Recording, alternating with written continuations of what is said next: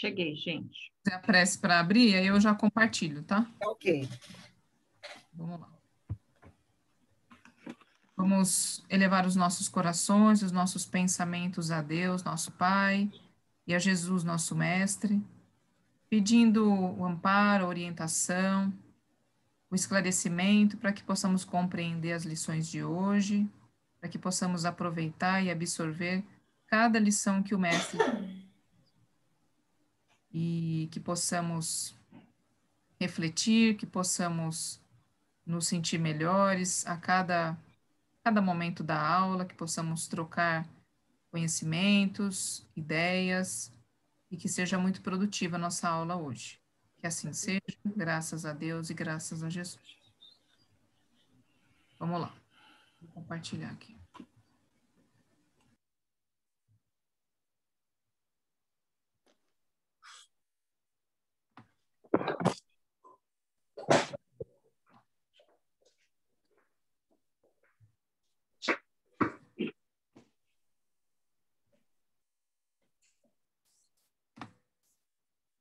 Espera aí, aqui.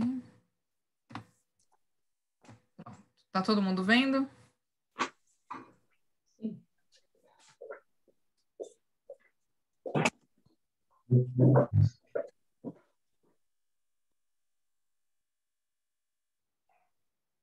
Todo mundo vendo aí? Sim, está aparecendo já. Então tá, então vamos lá. A lição de hoje é do Fonte Viva, do Chico Xavier pelo Espírito de Emmanuel, lição 157, Crianças.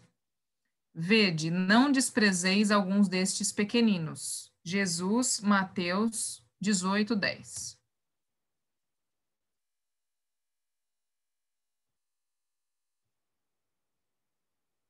Quando Jesus nos recomendou não desprezar os pequeninos, esperava de nós não somente medidas providenciais alusivas ao pão e à vestimenta. Não basta alimentar minúsculas bocas famintas ou agasalhar corpinhos enregelados. É imprescindível o abrigo moral que assegure ao espírito renascente o clima de trabalho necessário à sua sublimação. Muitos pais garantem o conforto material dos filhinhos, mas lhes relegam a alma a lamentável abandono. A vadiagem na rua fabrica delinquentes que acabam situados no cárcere ou no hospício, mas o relaxamento espiritual no reduto doméstico gera demônios sociais de perversidade e loucura que, em muitas ocasiões, amparados pelo dinheiro ou pelos postos de evidência, atravessam largas faixas do século, espalhando miséria e sofrimento, sombra e ruína, com deplorável impunidade à frente da justiça terrestre. Não desprezes, pois, a criança entregando-a aos impulsos da natureza animalizada. Recorda que todos nos achamos em processo de educação e reeducação diante do Divino Mestre. O prato de refeição é importante no desenvolvimento da criatura. Todavia, não podemos esquecer que nem só de pão vive o homem.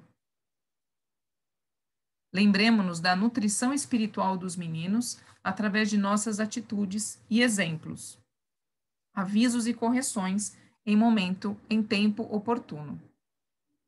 De vez que desamparar moralmente a criança nas tarefas de hoje será condená-la ao menosprezo de si mesma, nos serviços de que se responsabilizará amanhã. Eu vou interromper aqui para ver vocês.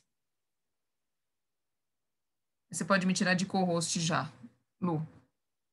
E, bom, essa lição traz para a gente a questão da importância que tem educarmos as crianças na situação moral, né? Claro, todo mundo, todo menor, toda criança, todo filho precisa de comida, roupa, coisas materiais que a gente já sabe. Isso aí são essenciais para se viver.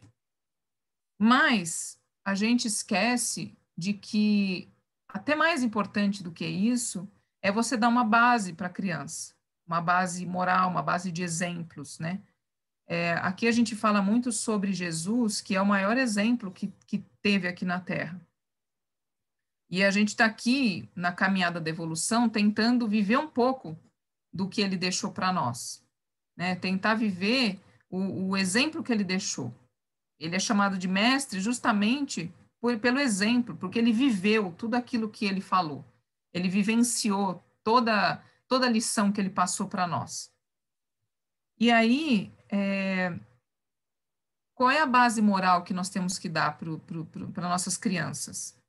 O exemplo do que é certo, do que é errado, chamar atenção, né? O Evangelho fala no capítulo da ingratidão dos filhos sobre você corrigir as más tendências das crianças, falar o não, botar limite, né?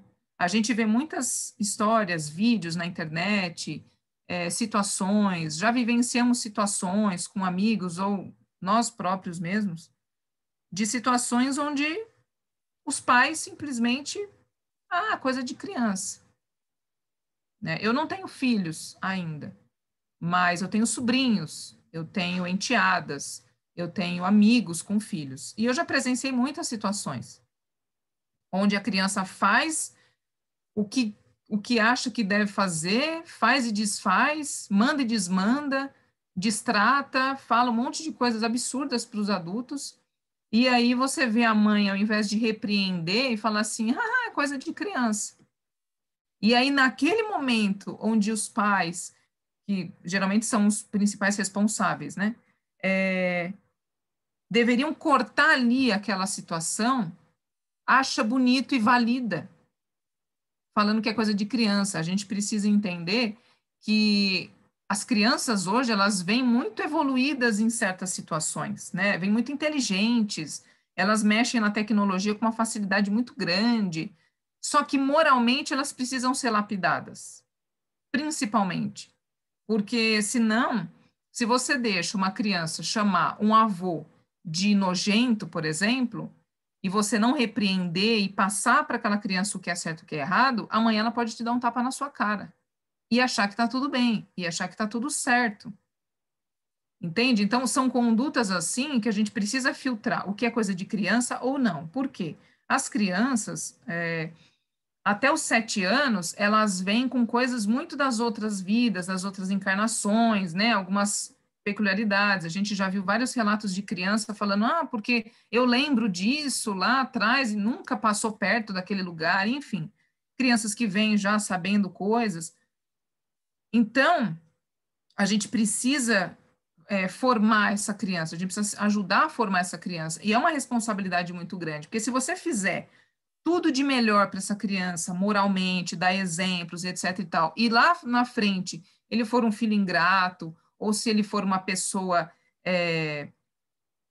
que não respeita as pessoas, não vai ser por falta de exemplo e de educação que você deu. Aí é uma questão dele que ele vai ter que lidar futuramente. Mas você fez a sua parte no possível que você pode fazer. Tudo que você pode fazer de positivo, de moralmente, você fez para ele. Agora, o problema é quando você fica omisso, quando você falta com relação a isso, né? Quando você deixa, porque é coisa de criança. Não, não é coisa de criança. As más tendências vêm já logo nos primeiros anos da criança. Se você percebe que essa criança vai e gosta de apertar o bichinho, bater no bichinho, você tem que repreender. Porque senão ele pode ser uma pessoa mais tarde que ache bacana maltratar os animais. Então, são coisas que a gente precisa ficar atento. São pequenas coisas, pequenos detalhes, para a gente dar exemplo e dar uma base moral para aquela criança. E isso independe, é importante você trabalhar a espiritualidade, a religiosidade da criança, isso eu estou falando independente de religião, tá? Você ensinar uma conexão para a criança, olha, existe uma coisa maior, dependendo daquilo que você acredita, óbvio, né? Mas é toda uma base, a base da fé, a base da educação, a base de uma religiosidade, de você cuidar do espírito, sabendo que a gente vive num momento e num lugar que é tudo feito de energias e a gente se move por elas. Então, tudo é o exemplo. O maior professor é o exemplo. Não adianta você falar uma coisa e viver outra. Senão a criança vai ver e fala assim, mas ela fala para eu não comer doce, mas está comendo doce.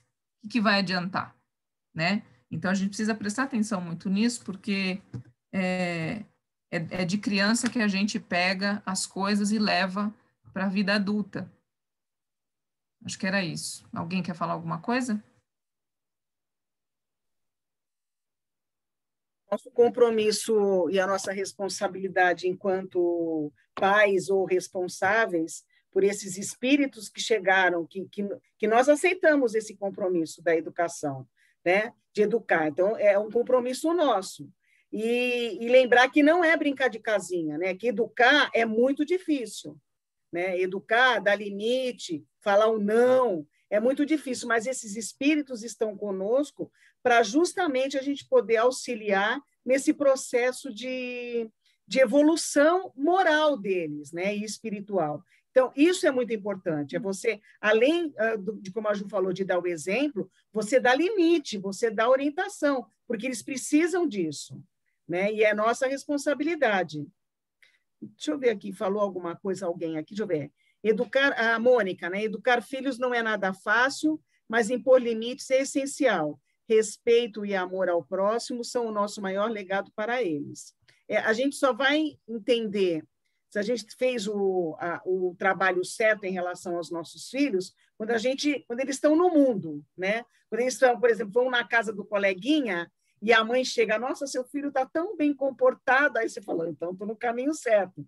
Ou então o cara no trabalho se lançou no mundo do trabalho e está sendo bem sucedido, né? Então, ou seja, ele se relaciona bem com as pessoas, consegue fazer um bom trabalho, ele tem ética, né? Porque você ensina, mas a prática é ele que vai colocar, né? Então, é importante que a gente também continue acompanhando, né? Então, independente da idade, eu acho isso, né? Eu tenho um filho de 34 e outro de 32, eu estou perto ainda, ali só. E eu acho que é importante, né? Porque chega numa determinada época da vida que eles também nos ajudam dando conselhos, né? Agora, na faixa de idade que eles se encontram, depois de adultos, mesmo criança, né? Ele sempre vem com algum ensinamento que a gente tem que pegar, né? Porque é importante. Verdade. Bom, então, eu vou colocar aqui a aula, deixa eu ver. A Mônica, desse jeito, Luzia, é muito gratificante. Minha filha fez 21 anos e a troca é constante, realmente. Bem Deixa eu legal. compartilhar aqui a aula.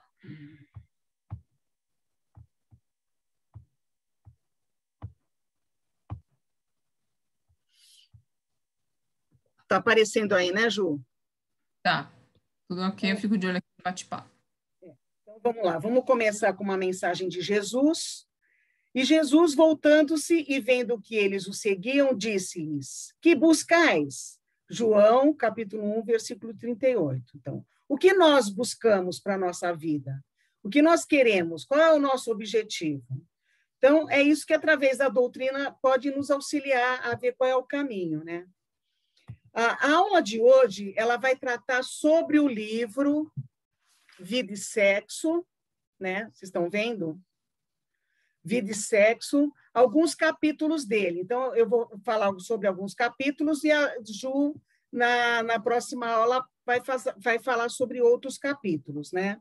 Então, esse livro, as aulas estão sempre baseadas nesse livro, tá? Então, se surgir alguma outra dúvida, aí vocês vão colocando que a gente vai respondendo dentro do nosso conhecimento, senão a gente vai buscar a resposta. Pode deixar. Então, vamos começar.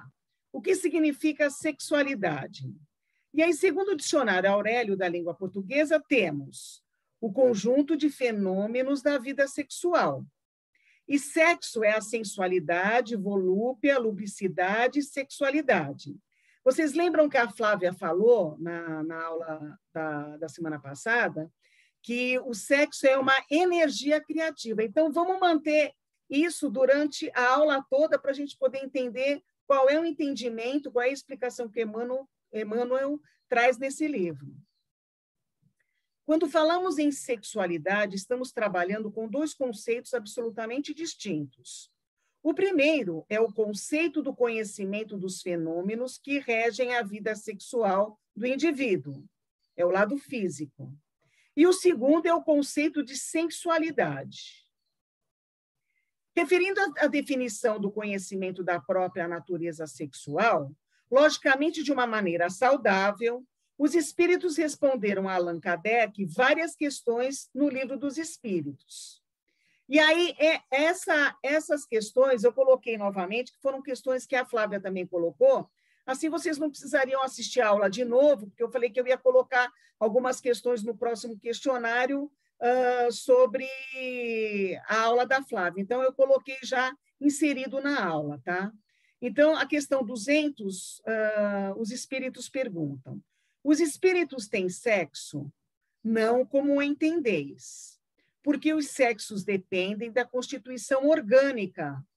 Há entre eles amor e simpatia, mas baseados na afinidade de sentimentos. Então, como nós não temos o corpo físico e o sexo ele é da constituição orgânica, não existe necessidade de ter órgão sexual no plano espiritual, porque o amor e a simpatia são baseados na afinidade e nos sentimentos. Na questão 201, o espírito que animou o corpo de um homem pode animar o de uma mulher numa nova existência? E vice-versa? Sim, pois são os mesmos espíritos que animam os homens e as mulheres. Então, durante o nosso processo reencarnatório, a gente vai precisar das experiências que o homem passa e as experiências que a mulher passa para a gente poder se transformar num espírito puro. A gente tem que ter todo esse conhecimento para poder evoluir nos dois aspectos, para poder angariar cada vez mais conhecimento, cada vez mais sabedoria e cada vez mais purificação.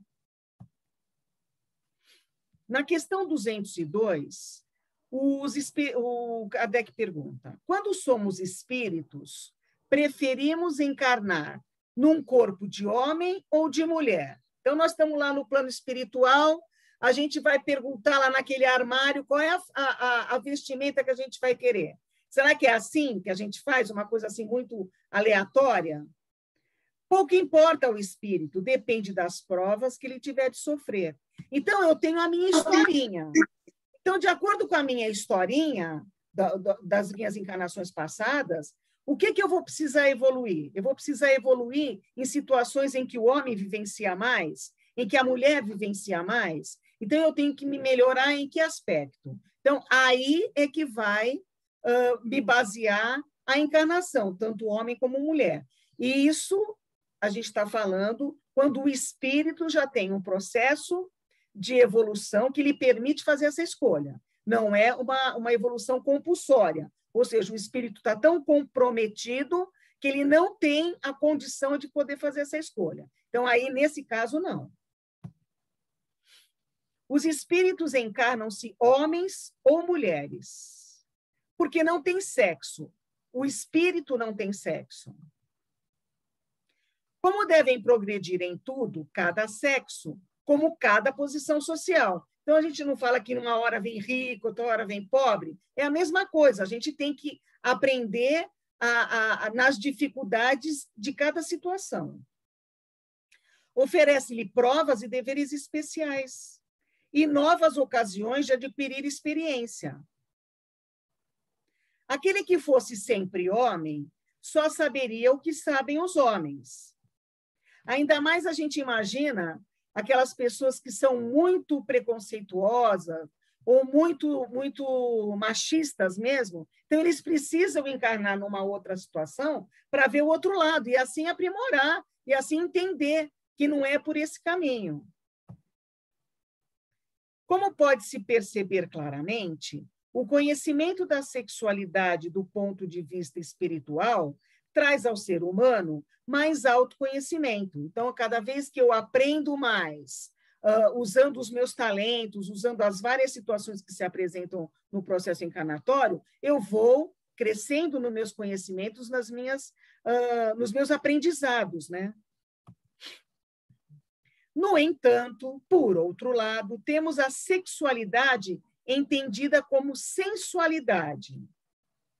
A respeito disso, temos a citação abaixo do Livro dos Espíritos, na introdução 6. Então, ele fala o seguinte, os espíritos: ensinam-nos que o egoísmo, o orgulho e a sensualidade são paixões que nos aproximam da natureza animal.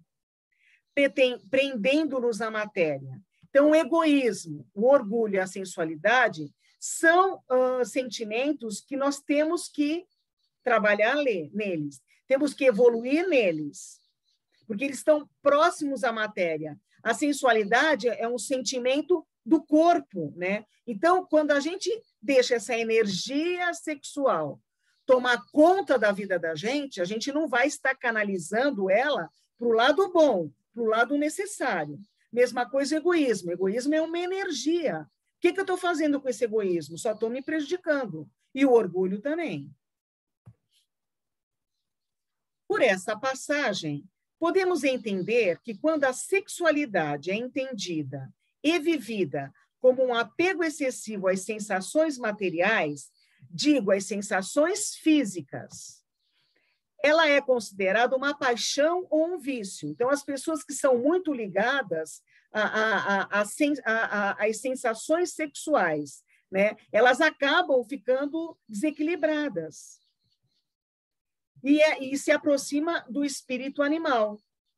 Mas a gente, quando fala assim espírito animal, a gente acha que o animal tem todo um momento que ele vai e a toda hora. Não é. Ele tem um momento certo dele fazer. Ele tem um controle. O animal tem um controle.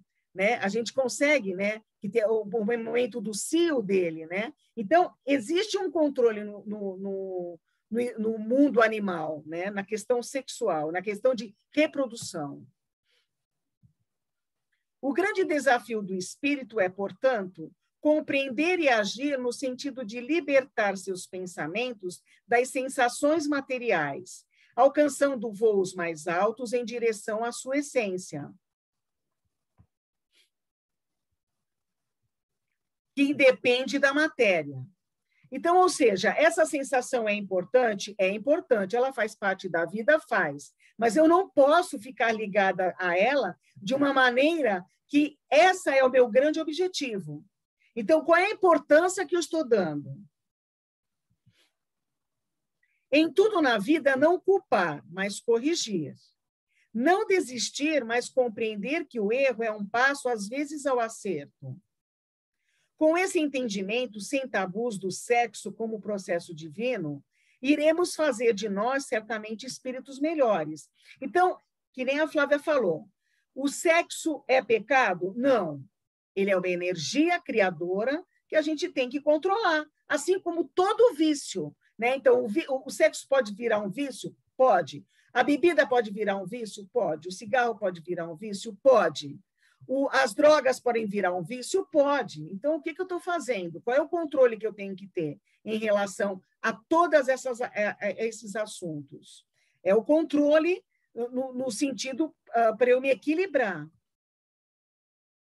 Para a doutrina espírita, a criatura humana não é somente matéria, pois ela é formada de corpo físico, perispiritual e espiritual. Destes três, o espírito é o comandante, o gerente absoluto da organização psicossomática. Então, como a energia sexual, quem comanda é o espírito é que vai comandar, sou eu que comando. Então, se eu comando, para que lado eu vou tender? Para que lado eu vou cair? Então, o espírito é que comanda, não é o corpo físico. Lembra aquele ditado que fala assim, a carne é fraca? Não, o espírito é que comanda. Você é que comanda. A sensação corporal você também tem como comandar. Quem sobrevive após a morte e a destruição do corpo é o espírito, e o espírito com sua sensibilidade e recursos morais e intelectuais, caráter e hábitos. Somos aqui na Terra, o que o espírito já acumulou em si através das reencarnações. Então, a gente traz todas essas nossas tendências, todas essas nossas habilidades, os nossos talentos e as nossas predisposições a determinadas situações. Então, se alguém no passado, em outra encarnação, teve uma tendência sexual em desequilíbrio, ela vai aparecer nessa encarnação também esse desequilíbrio. Mas como você pediu para vir com essa prova, você acha que você consegue, e você consegue. Não esquecendo que quem está no comando é o espírito, você que está no comando. e não a sua sensação corporal. O sexo, para a maioria esmagadora das criaturas humanas, está restrito à função dos órgãos genésicos. Então, a gente pensa no sexo, pensa nos órgãos genitais, ou no ato sexual. É muito natural esta visão em virtude da própria ignorância humana com relação ao espírito. Sexo não é só o prazer de minutos e a permuta de células sexuais. Por isso que a doutrina fala que é uma energia criadora. Os espíritos realmente não têm o sexo como os da vida da organização física. Eles não têm o corpo físico. Pois no corpo espiritual não possui um mecanismo de fecundação com possibilidades para reprodução em si. Então, não existe a reprodução sexual no plano espiritual. A reprodução só acontece no plano terrestre, porque existe o corpo físico que vai se juntar e vai transformar aquele espírito, o espírito que vai reencarnar no corpo físico. Os espíritos só Deus cria. Então, quem cria os espíritos é Deus. Os sexos só existem no organismo físico. São necessários a reprodução dos seres materiais. Então, há necessidade do sexo através do organismo físico para produzir um corpo físico que vai acolher aquele espírito que vai precisar passar por um processo reencarnatório. Mas os espíritos, sendo criação de Deus, não se reproduzem um pelos outros, razão porque os sexos seriam inúteis no mundo espiritual. Alguma questão? Por aqui, não, Lu. A Lorena só falou que ela está na rua ainda e pode ser que ela caia a internet, mas chegando em casa ela já entra na aula. Só isso, por enquanto. Ela me avisou. Luzia, é muita questão ligada aos hormônios, né? Nós somos muito ainda nesse estágio, vamos dizer assim, ligado animalesco, vamos chamar, né? Corporal, muitas vezes ditados pelos hormônios. Então é o controle que você está falando, né? Quem vai ganhar, né? A mente ou o hormônio, né? Porque tem hora que você fica malucão, né? Então você tem que se controlar. É assim que funciona, como tudo, né? Aquele chocolate lá que todo mundo quer comer, né? Mas não pode comer a barra toda, né? Aqueles 2 quilos lá. Aí é que entra realmente o controle. Porque quando você é adolescente, que entra toda uma canalização nesse processo, se você deixa o jovem sem uma orientação, ou sem ele poder canalizar toda essa energia para outras questões, não só para a questão sexual, aí ele consegue passar por essa fase com equilíbrio. Mas se é um rapaz que não tem, se é as jovens, né, de modo geral, homem e mulher, ela não tem um outro objetivo, não tem estudo, não tem uma orientação de casa, só está no celular. Ou seja, se a pessoa não tem uma orientação, nessa hora ela se desequilibra realmente, porque ela só vê, ela não consegue canalizar essa energia sexual para outros aspectos. Né? Só consegue ver nesse momento o que é um momento realmente de descoberta do próprio corpo, de uma passagem evolutiva, isso tudo é natural. Mas entre o natural e o desequilíbrio é muito tênue se você não está acompanhando. E aí entra aquela orientação, logo no começo da harmonização, a orientação que a gente tem que dar, né? Para os nossos responsáveis, para aqueles que nós somos responsáveis, né? Sim, então, esse controle, ele tem que ser desde o começo. Mesmo quando uma criança bem pequenininha descobre, ela fica se masturbando dentro da sala de aula. E ela não sabe, ela não entende. Então, você tem que orientar aquela criança, né? Não proibir, não é errado. Sim, não, você não pode fazer. Você tem todo uma fase, né? É uma fase, que faz parte do desenvolvimento. Sim. É a descoberta que ela tá fazendo. Então, se você orienta desde cedo, acaba entrando num processo natural e não num processo desequilibrado, né? Agora, vou fazer uma observação que não tem nada a ver, mas foi o que foi citado aí. Se o corpo espiritual, né, ou corpo astral, ele é uma cópia do corpo material, Eu acho que sim, tem os órgãos, só que não tem utilidade, é a minha opinião. Porque copia tudo, só não vai copiar lá por quê? Por questões religiosas? Não, acho que ele é idêntico. Tem todos os Não. órgãos, só que não Então, tem a gente finalidade. não tem essa, pelo menos eu, Luzia, aluna ainda, né? Eu não tenho essa compreensão de que ele é exatamente uma cópia com todos os órgãos. Eu acho que não é. Eu acho que não é uma cópia exata. Eu acho Eu que acho que é. já não é uma cópia exata, justamente porque no livro dos Espíritos ele já traz que não existe função. Então, se não existe Não, função é função, uma coisa, existir é. é outra. Na minha opinião, na minha opinião. Quando Não, chegar sim. lá, a gente vê, Luzia, fica tranquila. Quando chegar lá, a gente vai ver. Posso falar? Então, se não tem função, para que ele vai existir no perispírito? Posso falar uma coisa? Por favor. Quando o perispírito ele é uma cópia, porém, as partes gástricas e genésicas são diferenciadas por conta justamente da função que não existe. Então, por exemplo, a função gástrica no plano espiritual, vocês vão ler o Nosso Lar ainda, mas vocês vão ver que existem algumas colônias espirituais que existem alimentos, alguns alimentos. E o sistema digestório nosso da carne não pode ser igual ao do perispírito, porque não existe essa função, é específico para determinados alimentos do plano espiritual. E o genésico, que é a parte genital, é a mesma coisa. Como não existe essa função na espiritualidade, ela é diferenciada, então não é cópia idêntica. Mas ainda eu fico com curiosidade, quando chegar lá, eu falo para vocês. Beleza. Mando uma cartinha de lá. Tá bom, então vamos lá. Então, continuando, seguindo o livro lá, Vida e Sexo. A individualidade do espírito após a morte. Os espíritos, após a desencarnação, conservam as suas características, ou seja, não é porque morreu que ficou bonzinho, se a pessoa não era. Ele leva consigo tudo o que realizou, aprendeu e conquistou nas experiências da vida corpórea. Seja no campo do intelecto ou do sentimento. E isso é o que vai caracterizá-lo no mundo espiritual. O sexo é, portanto, mental em seus impulsos e manifestações. Então, por quê? Porque o espírito é que controla, tá?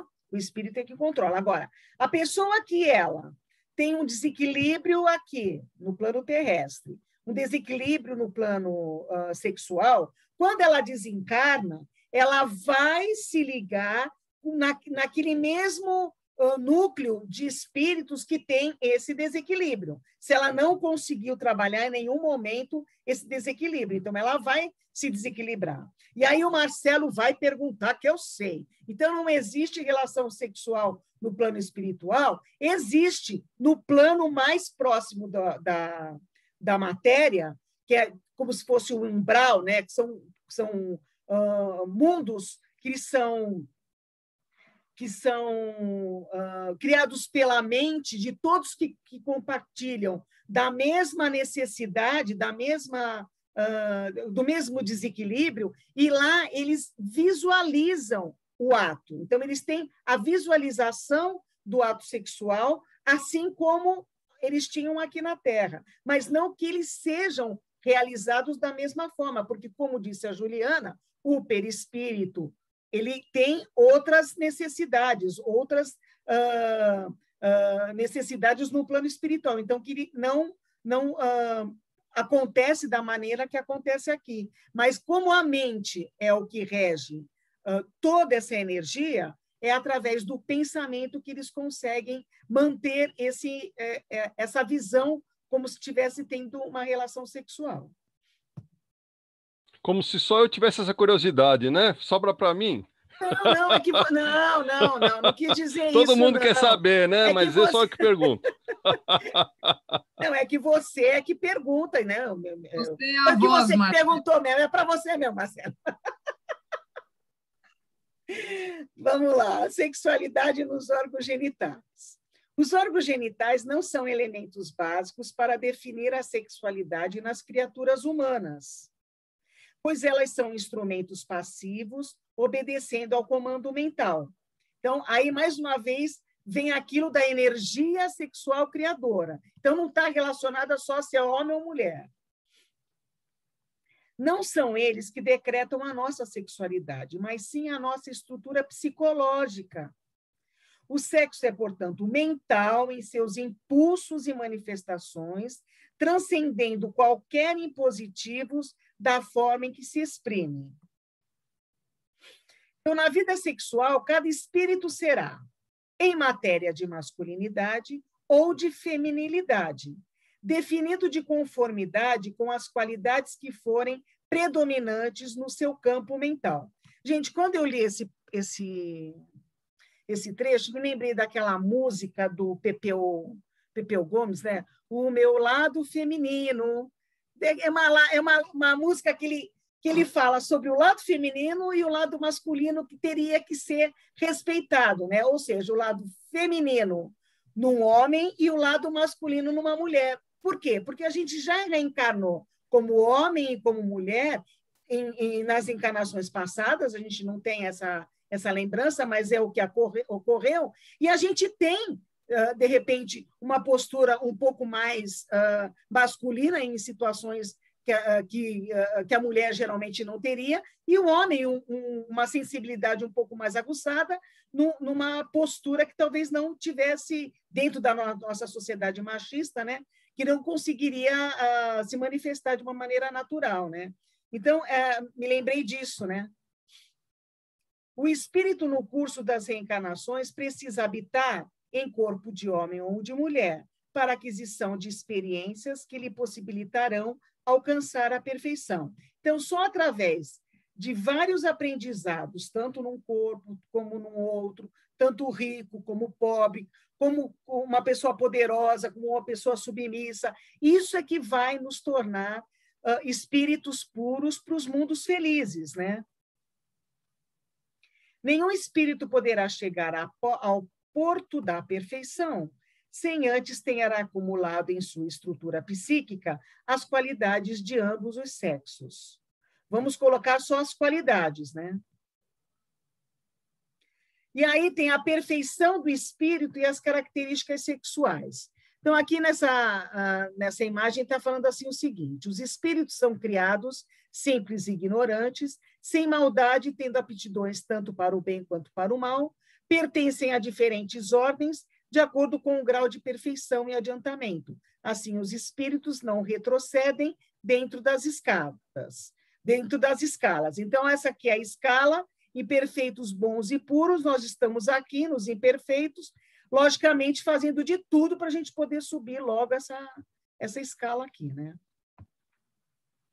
À medida que o espírito vai avançando, graus mais altos na hierarquia do aperfeiçoamento espiritual, vai ele perdendo as características acentuadas dos dois sexos. Então, olha só que interessante. À medida que eu já encarnei várias vezes num, várias vezes no outro, em várias situações, eu não vou mais tendo aquelas características femininas ou características masculinas. Eu vou tendo as características do espírito, as características do espírito superior, as características do meu processo evolutivo, para eu no caminho do bem. Então, lá na frente, à medida que eu vou evoluindo, eu não vou mais me caracterizando enquanto espírito de um lado ou de outro. Porque elas vão se fundindo para surgirem muito mais belas e superiores às qualidades humanas. Espíritos puros percorreram todos os graus da escala e se despojaram de todas as influências da matéria. Se a gente parar aqui um pouquinho e pensar em Jesus, Jesus ele veio como sexo masculino. E por que será?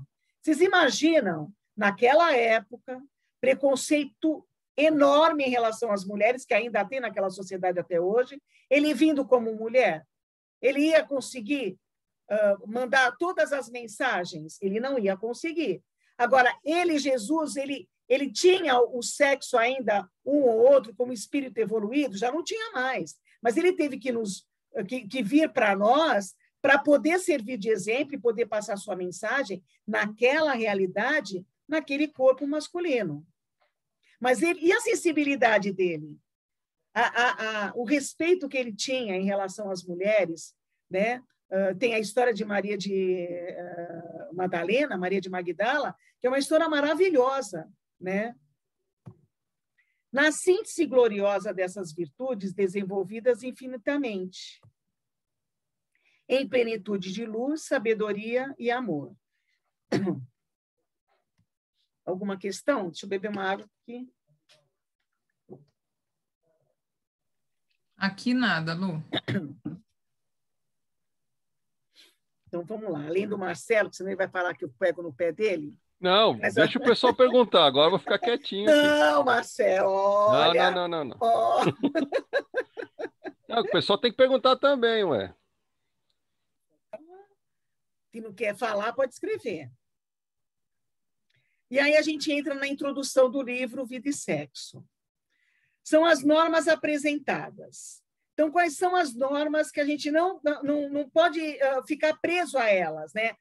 Não proibição, mas educação. A gente tem que educar para poder ter o controle.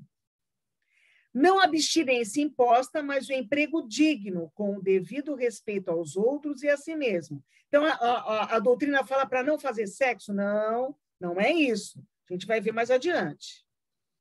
Não indisciplina, mas controle. Não impulso leve, mas responsabilidade. Fora disso, é teorizar simplesmente para depois aprender ou reaprender com a experiência. Então, se a gente sabe que o sexo é uma energia sexual e que o espírito é que comanda, eu consigo fazer o meu controle, ter a disciplina, ter o controle, fazer o uso de uma maneira saudável. E aí, no capítulo 1, em torno do sexo. Atendendo à soma de qualidades adquiridas, à fieira das próprias encarnações, o espírito se revela no plano físico, pelas tendências que registra nos excessos do ser, tipificando-se na condição de homem ou mulher, conforme as tarefas que lhe cabe realizar. Então, eu venho com aquela necessidade de passar por um aprendizado masculino ou feminino, ou para resgatar situações que eu debitei no outro plano. O sexo se define desse modo por atributo não apenas respeitável, mas profundamente santo da natureza, exigindo educação e controle. Sexo é espírito e vida a serviço da felicidade e da harmonia do universo. Se não existisse essa necessidade sexual enquanto você é encarnado, como é que você ia conseguir formar uma união com o outro sexo e formar uma nova vida? Então, é necessário para esse processo reencarnatório, porque todos nós precisamos reencarnar. Então, existe o sexo para poder gerar esse novo corpo físico, para poder receber esse novo espírito. Reclama responsabilidade e discernimento, onde e quando se expresse. Precisamos e devemos saber o que fazemos com as energias genésicas. Observando como, com quem e para que se utilizam de semelhantes recursos, entendendo-se que todos os compromissos na vida sexual serão igualmente subordinados à lei de causa e efeito. Então, voltando só um pouquinho para a harmonização da Juliana em relação às crianças, a gente vê muito os pais, às vezes, de modo geral, a criança com 4, 5 aninhos, você já tem namoradinho? Gente, para que isso? Né? Você não está antecipando? A gente está brincando, mas não, de repente vai colocando umas situações que não tem, que não compete nessa faixa de idade, né? Mesmo determinados programas de televisão, músicas que a criança ouve, que tudo fazem essa energia genésica que ainda está dormente, porque ainda precisa ficar dormente, porque tem outro processo biológico que precisa seguir. E, às vezes, essa criança é estimulada de uma maneira precoce e que isso prejudica todo o seu planejamento espiritual e, às vezes, um desequilíbrio que estava no passado pode vir à tona. Então, isso é muito importante, a gente ter essa preocupação em relação ao que a gente apresenta, o que a gente deixa que as crianças tenham acesso. A aplicação da nossa sexualidade exige de cada um a educação e o controle. A sexualidade não é boa nem má, ela é neutra. Vai depender daquele estímulo que eu estou dando. Ela é necessária, ela é neutra em determinada fase da vida. Depois ela vai surgir, mas ela vai surgir eu já sendo uma pessoa controlada, eu já tendo uma orientação. A direção do sexo é estabelecida pelo espírito e da sexualidade é pelo ser humano. As energias sexuais são poderosas e estabelecem registros em nosso perispírito, assim como todas as outras vícios, imperfeições e atitudes. Tudo fica registrado no nosso perispírito. Então, eu tenho uma tendência de vício de bebida, vai ficar no perispírito. Eu tenho outro vício, vai ficar tudo no perispírito. Agora, eu posso trabalhar, eu posso melhorar, e aí eu vou melhorando nesse aspecto e vai depurando do perispírito. Podendo gerar, se desequilibradas, consequências kármicas das mais diversas, pois ninguém fere a lei sem ferir a si mesmo. Então, todo o desequilíbrio que eu tenho nessa encarnação, se eu não conseguir trabalhar nessa, eu vou levar para outra, que eu vou tentar trabalhar e melhorar. A energia sexual é a mesma força que nos impede para a subida ou para a descida. É só questão de direção. A sexualidade não é obstáculo para a evolução. Ah, se eu fizer sexo com meu namoradinho, eu vou ter um problema. Não, qual é a energia que você está colocando? Qual é o objetivo? Como é que você está canalizando isso? Né? Então, não é proibido, tem que ser direcionado, tem que ser canalizado, orientado, com disciplina. É oportunidade de crescimento, de entendimento, de amor e de afetividade. Então, isso tudo é um crescimento, ele vai nos ajudar a evoluir. Sexo é potencial divino, é força procriadora, porta de entrada para a reencarnação. É lei da vida, é energia, é força de criação, é prazer físico, mental e espiritual. Quando a gente aqui, nesses três aspectos, desequilibra num, se eu desequilibrei no físico, que controle mental e espiritual que eu vou ter? Nenhum. Então, ele tem que ser equilibrado nesses três aspectos. Cada um assume a responsabilidade dos seus atos. Sexo é como mediunidade, é força à disposição do ser humano. E aí entramos no capítulo 2. Alguma dúvida aí no capítulo 1? Deixa eu beber minha água aqui. Nada aqui, Lu. Beleza. Então, tudo nos conformes. Então, o capítulo 2 trata sobre a família. A constituição da família é a mais importante associação em sua função educativa e regenerativa existente na Terra. Dois seres se conjugam, atendendo aos vínculos do afeto, surge o lar, garantindo os alicerces da civilização. Por meio do casal, funciona o princípio da reencarnação. Isso aqui é o modelo perfeito, né? Então, as pessoas se juntam, casam, têm os filhos, né? Mas a gente sabe que, às vezes, não funciona dessa maneira, que a gente vai tratar mais adiante. Por intermédio da paternidade e da maternidade, o homem e a mulher adquirem mais amplos créditos da vida superior.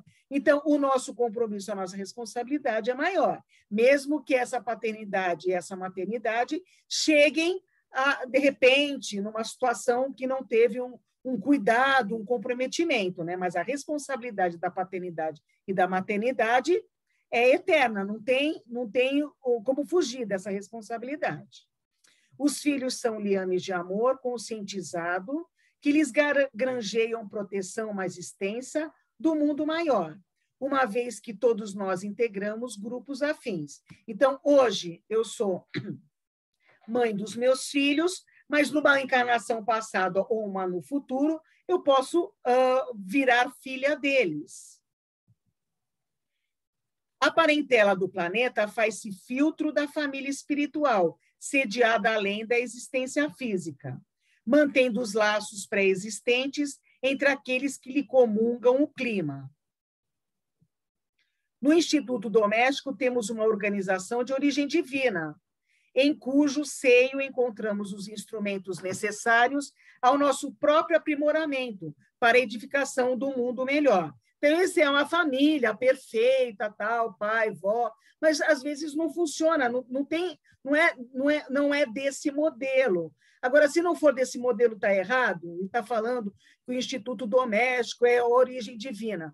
Não, ele não está falando que tem que ter pai, mãe e o filho. Pode ser essas uniões que estão tendo agora, homoafetivas. O importante é a visão que você vai dar, é o comprometimento e a responsabilidade que você vai ter com esse núcleo afetivo que você vai formar.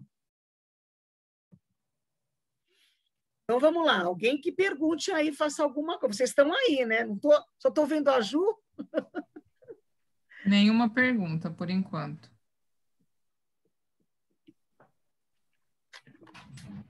Acho que ninguém está com dúvida, Luzia. Está tudo certo. Tá bom, eu não vou me pronunciar. Então. Foi? Já está traumatizado, Marcelo. Eu não vou me pronunciar. As meninas que falem agora, as meninas.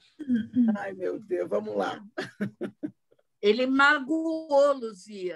Eu acho que eu vou ter que me refazer, vou me não é penitenciar isso, com ele, então depois. Eu sou professor, eu tenho que dar oportunidade para todo mundo falar, os meus alunos, então eu estou fazendo a mesma coisa agora do outro lado, né?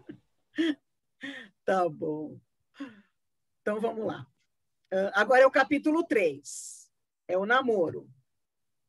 Na questão do Livro dos Espíritos 291, Kardec pergunta, além da simpatia geral resultante da semelhança, os espíritos se consagram recíprocas afeições particulares?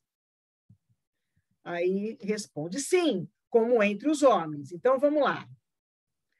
Além da simpatia geral resultante da semelhança, os espíritos que se consagram recíprocas afeições particulares? Sim, como entre os homens. Quando, porém, o corpo está ausente, o laço que une os espíritos é mais forte. Então, quando a gente tem na união familiar, ou entre os amigos, entre as pessoas que a gente tem muita afinidade, esse sentimento, ele extrapola o corpo físico, lógico que ele extrapola. Ele entra no plano espiritual muito mais forte. Porque então esse laço já não se acha exposto às vicissitudes das paixões, as paixões relacionadas aos sentimentos materiais, aos sentimentos físicos. O que fica, na verdade, é aquele sentimento de amor e de respeito que ficou muito mais forte do que os sentimentos carnais. A integração de duas criaturas para a comunhão sexual, habitualmente, começa pelo período do namoro, que se traduz por suave encantamento. Ai, que delícia, aquele batimento cardíaco descompassado no coração, ai, aquele telefonema que nunca chega. Isso é tudo importante. Corações que se acumpliciaram em delinquência passional noutras eras, ou almas inesperadamente harmonizadas na complementação magnética. Então, pode ter sido um outro encontro no outro momento encarnatório e agora volta a se encontrar. Positivada a simpatia mútua, é chegado o momento do raciocínio. Ninguém discordará da importância do impulso criativo do sexo no mundo psíquico para a garantia e perpetuação da vida no planeta. Exatamente. Então, precisa da união, precisa desse lado físico para conseguir ter o interesse no namoro, assim, no ato sexual, para dar continuidade na instituição da família e na constituição de outros seres vivos através da encarnação. Na caminhada evolutiva do espírito, A influência exercida pelas inteligências desencarnadas no jogo afetivo se faz presente em alguns casos. Referimos-nos aos parceiros das existências passadas, ou, mais claramente, aos espíritos que se corporificarão no futuro lar. São os casamentos súbitos. Então, às vezes, um compromisso que não foi bem sucedido no passado, ele vai ter que voltar nas mesmas situações, como um casal, para conseguir refazer aquilo que não foi bem feito, né? Então, são os casamentos súbitos, os compromissos de paternidade na maternidade, né? São aquelas uniões sexuais que de uma vez só já gera uma vida, e aí o compromisso e a responsabilidade da paternidade e da maternidade. A comunhão sexual em regime de prazer, sem ponderação, não os exonera dos vínculos kármicos para com os seres que trazem a luz do mundo. Então, gerou uma criança, comprometimento dos dois. No capítulo 6, é o compromisso afetivo. Desde os primeiros movimentos de nossa evolução, o então chamado princípio inteligente tem a espiritualização como desiderato, ou seja, tem um propósito, a sua jornada. Então, o princípio inteligente, logo lá no começo, ele tem sempre um propósito. Ao atingir o reino hominal, que é o reino humano, os seus recursos adquiridos permitem-lhe gozar da faculdade do livre-arbítrio, faculdade esta que lhe dá o controle de sua evolução, mas elegendo a responsabilidade como companheira para a eternidade. Então, a responsabilidade sempre. Eu tenho o livre-arbítrio? Tenho. O que eu vou fazer com ele? Segundo os espíritos codificadores, toda lei está gravada em nossa consciência, guiando-nos sempre e nos orientando sobre qual o caminho a seguir. Então, eu tenho a centelha de Deus, então essa lei, o que é certo, eu já sei, gravado na minha mente, no meu espírito. Toda vez que ferimos esta lei, erramos. E por menor que seja o nosso erro, somos impelidos pela nossa tendência natural à evolução a corrigir esse erro. Então, eu fiz alguma coisa errada, eu vou ter que corrigir, ou nessa, ou na outra, ou no futuro. E voltar ao caminho do bem. Volta esta que será mais ou menos dolorosa, de acordo com o caminho. Eu vou escolher o caminho da obediência ou o caminho da rebeldia. Então, essa obediência seriam aos caminhos que eu sei que já são certos, né? Os caminhos que eu já tenho como caminhos corretos a seguir, né? Que é não violentar nenhuma outra pessoa no quesito espiritual, moral, sexual, né? Então, eu já sei qual é o caminho certo a seguir. Então, o caminho da obediência é o caminho que já sei que é certo. E o caminho da rebeldia, às vezes, é o caminho mais fácil, né? Que é a porta estreita e a porta larga. Então, qual é a porta que eu quero seguir para mim? A porta estreita ela é mais difícil? Mas eu vou passar a dificuldade, mas eu vou ultrapassar. E a rebeldia é o mais fácil? É o mais fácil, mas lá na frente eu vou ter que passar a porta estreita. Preocupando-se com a felicidade do próximo, sabemos que só somos felizes se executarmos o bem, o nosso dever. Portanto, só seremos felizes se fizermos o nosso próximo feliz. Por isso afirmamos, sem medo de errar, que o Evangelho é muito mais do que um manual de boa conduta. É um tratado científico de conquista de felicidade, pois ele se resume da toda a máxima: amai-vos uns aos outros como eu vos amei. Eu não vou fazer a um namorado, a um noivo, a um marido, aquilo que eu não gostaria que fizessem a mim. Então, nesse compromisso familiar, esse compromisso de namoro, né, nessas relações afetivas, como é que eu quero receber? Da mesma forma que eu vou dar. Né? Mas se o outro não dá da mesma forma, então eu tenho que compreender. Somos responsáveis por tudo que criamos. Se assumimos um compromisso com uma determinada pessoa e não cumprimos, ficamos a dever este cumprimento seja ele material ou moral. Aí vocês vão falar, tá bom, Luzia, eu estou numa relação aqui horrível, um casamento muito complicado, e tudo bem, então você está falando aqui, então eu assumi o compromisso, eu vou ter que levar até o final? O que vocês acham? Jogando a peteca aí para vocês.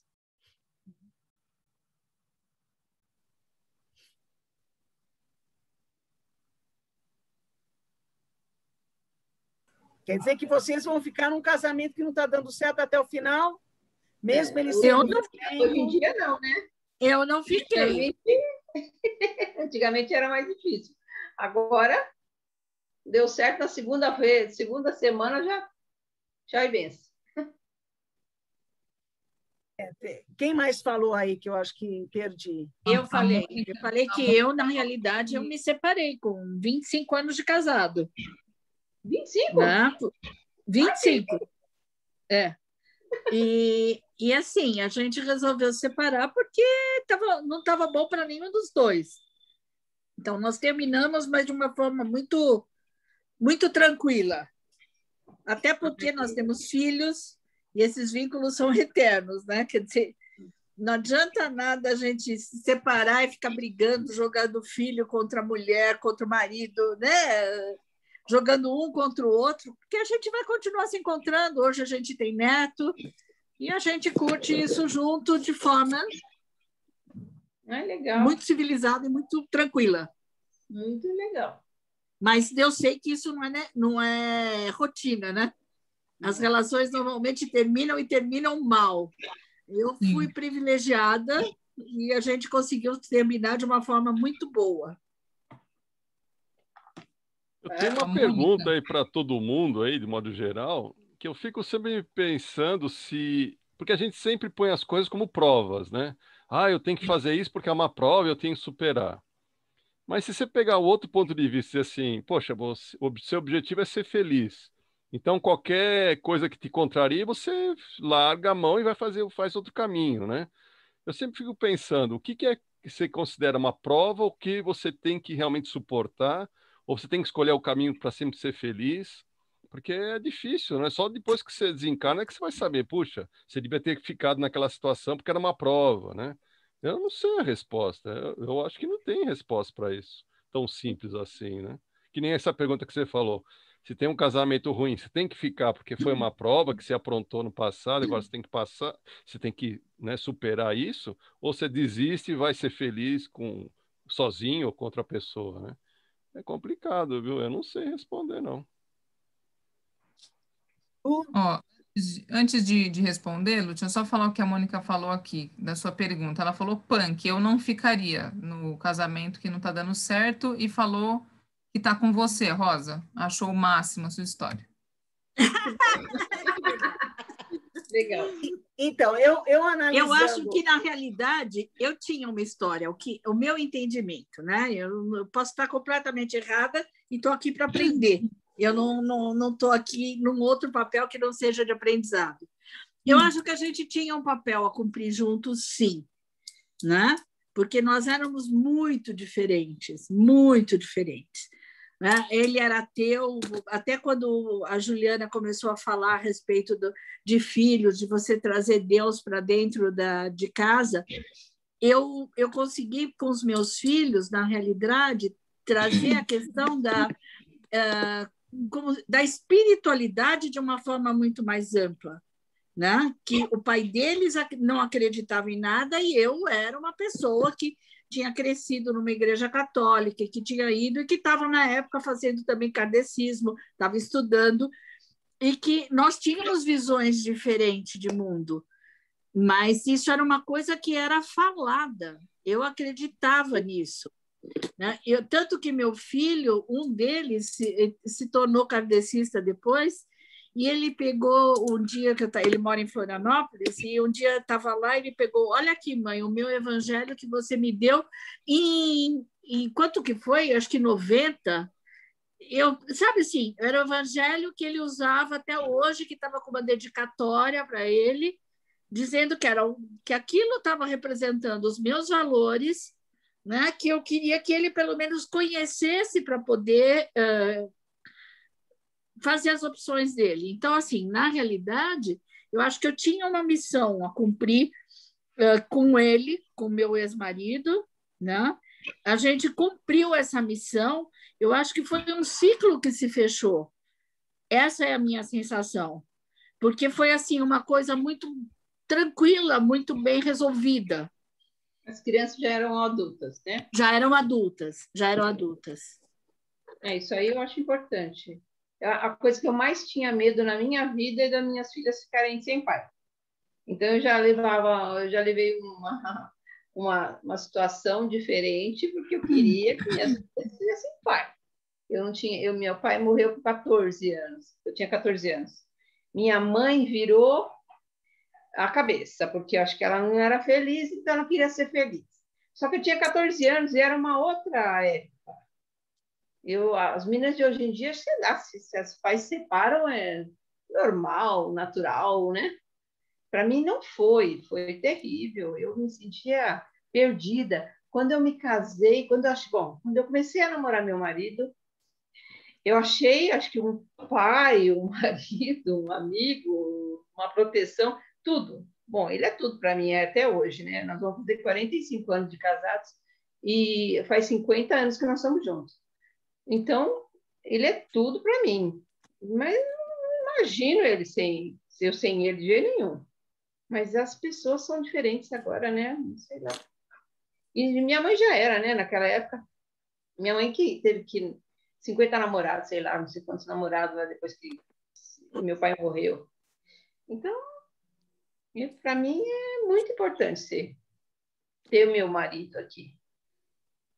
E as pessoas são diferentes agora. A Margarete colocou aqui no bate-papo. O irmão dela conheceu uma moça e com 15 dias se casaram e foram embora para o Japão. Construíram uma família e depois de tanta briga, hoje tem um casamento de cumplicidade.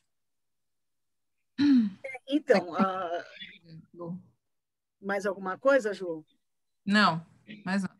Então, eu gostaria de fazer um comentário sobre essa pergunta, né? Se a gente assume um compromisso. Eu acho que, em princípio, o compromisso que nós temos, o primeiro é pela nossa evolução. Quando a gente encarna, a gente vem com esse compromisso. Então, de repente, você está num casamento infeliz, onde você sofre agressão física, você sofre agressão moral. Então, e com isso, há um impedimento pela sua evolução, porque você acaba entrando em depressão. A gente vê casos de feminicídio, que é uma modalidade nova no Código Penal, né, que está colocando lá a mulher. E isso acontece muitas vezes quando a mulher tenta sair do casamento e não é aceito pelo companheiro. Por quê? Porque existe a questão do machismo. Uma vez comigo, você tem que morrer comigo. Então, é uma lei antiga, é uma lei moral imposta pelo homem numa sociedade machista, né? Então, assim, se você não está feliz, você tem que buscar a sua felicidade, seja da maneira que você julgar mais correta, com os seus princípios morais, né?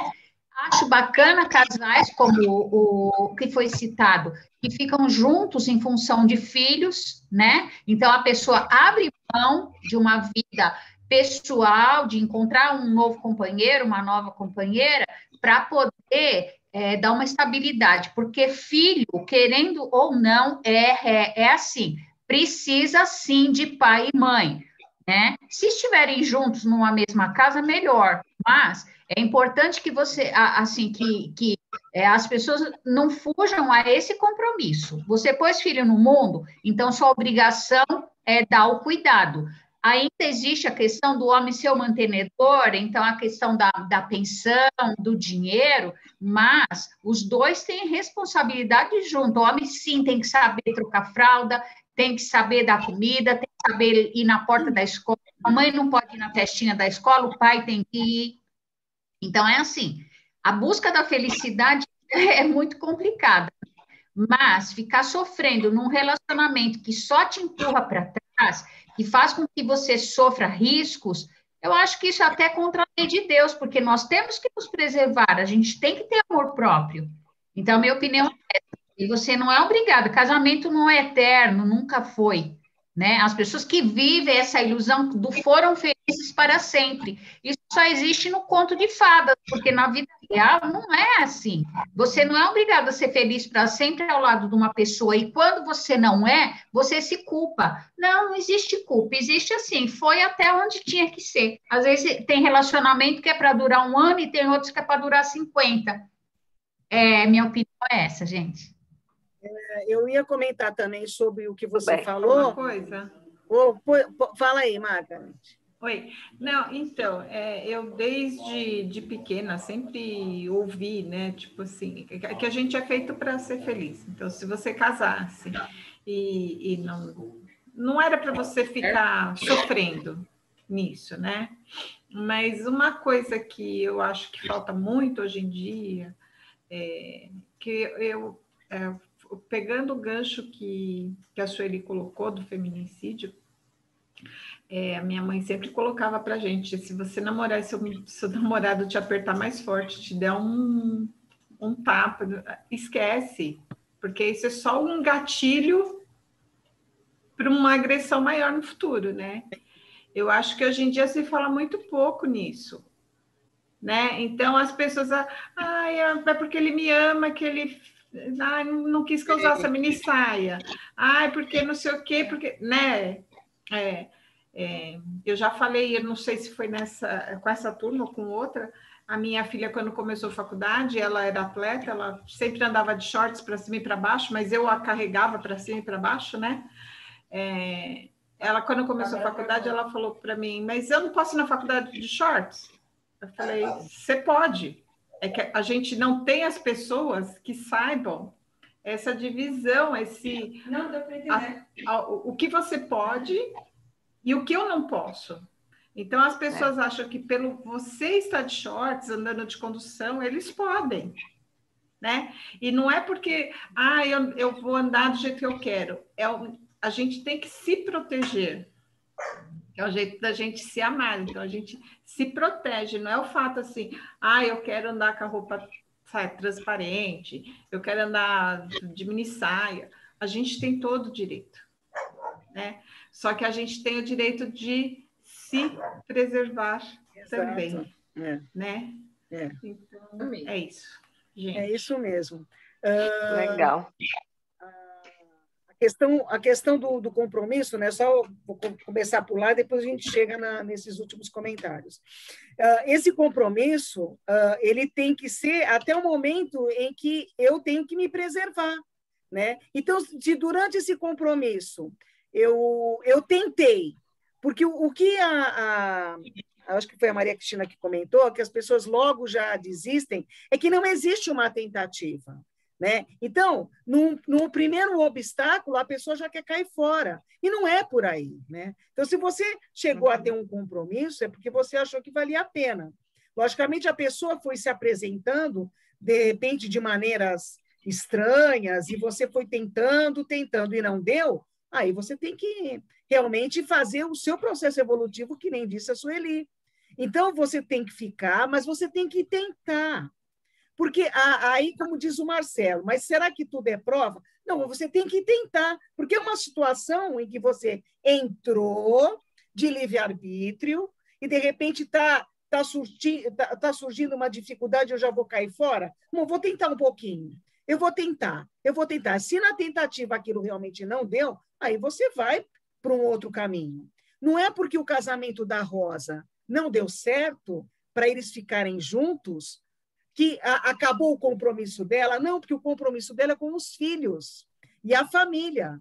Não é porque ela está junta. Ela e o marido conseguiram ter o equilíbrio, a sabedoria para conseguir interromper um casamento, mantendo a família unida ainda, por causa dos filhos. Eles mantiveram o compromisso, não o compromisso afetivo, sexual que tinham antes, mas eles continuam com um compromisso relacionado aos filhos, né? Relacionadas à sua felicidade. Eles mantiveram um casamento durante 25 anos, não totalmente feliz, porque ninguém é totalmente feliz. Lembra a uma aula anterior que não existe homem feliz, existem momentos felizes, existem momentos difíceis. Então, os momentos difíceis e os momentos felizes, eles mantiveram até os 25 anos de casado. Quando eles resolveram se separar fisicamente, mas se mantiveram como pais dos filhos, né? Mantendo o compromisso, né? Então, esse compromisso, no caso, aproveitando o exemplo da Rosa, desculpa aí, Rosa, eu estou aproveitando. Não, se eu falei com esse intuito mesmo. Então, ficamos a dever este cumprimento. Nesse caso da Rosa, não, porque ela teve todo um compromisso. Não sou eu, Deus, que vou determinar se você deu ou não. Mas, pelo que você está contando, ou seja, o seu compromisso, você fez o seu compromisso, que foi criar os filhos, manter uma família durante um tempo, mas no caminhar não deu certo, não estavam seguindo os mesmos objetivos, não eram os mesmos objetivos, cada um foi evoluir do seu lado, mas mantiveram com responsabilidade até o momento, né? Vamos ver o que fala mais adiante, que vai falar sobre essas relações de violência, né? E o elemento prejudicado, então, no caso, vamos dizer que na separação, a separação não foi bem sucedida. O que pediu a separação achou, beleza, vou me livrar dessa situação. Mas o outro ficou muito ruim, ficou muito comprometido, não foi claro para ele, a coisa não terminou bem. E aí o que acontece?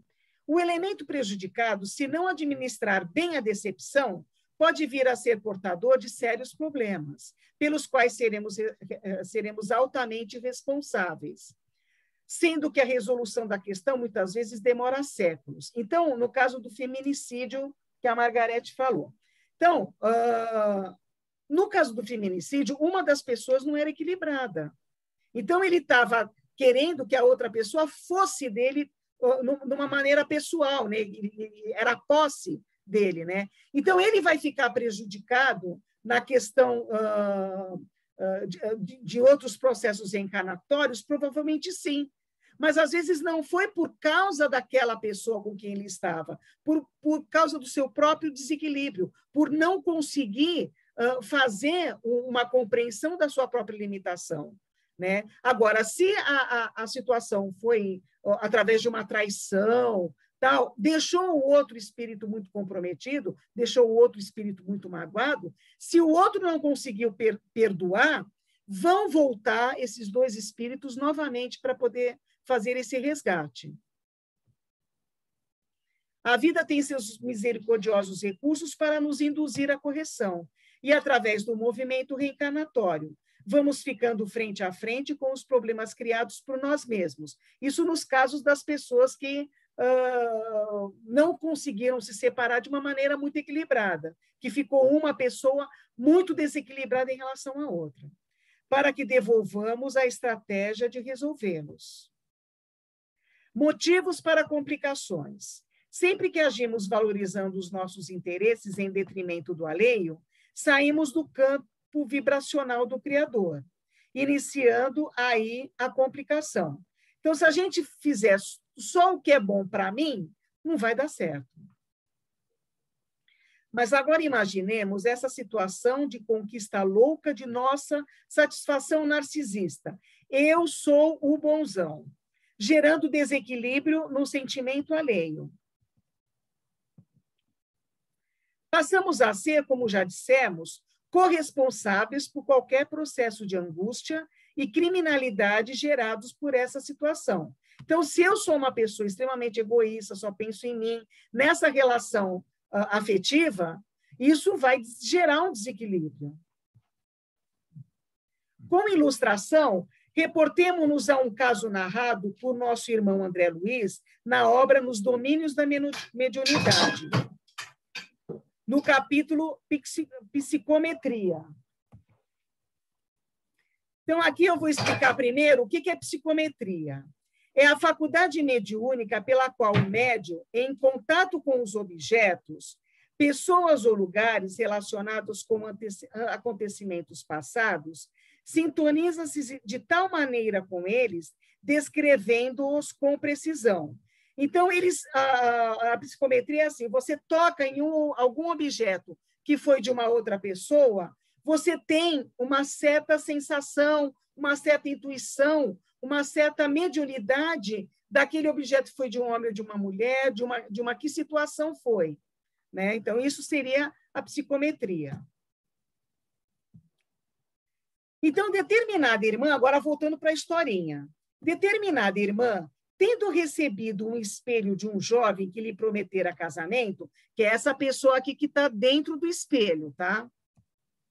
Ficara de tal modo afeiçoada a esse objeto que, não tendo se realizado o cumprimento da promessa por parte de seu amado, 2 séculos depois, ainda desencarnada, não deixava o espelho de maneira alguma.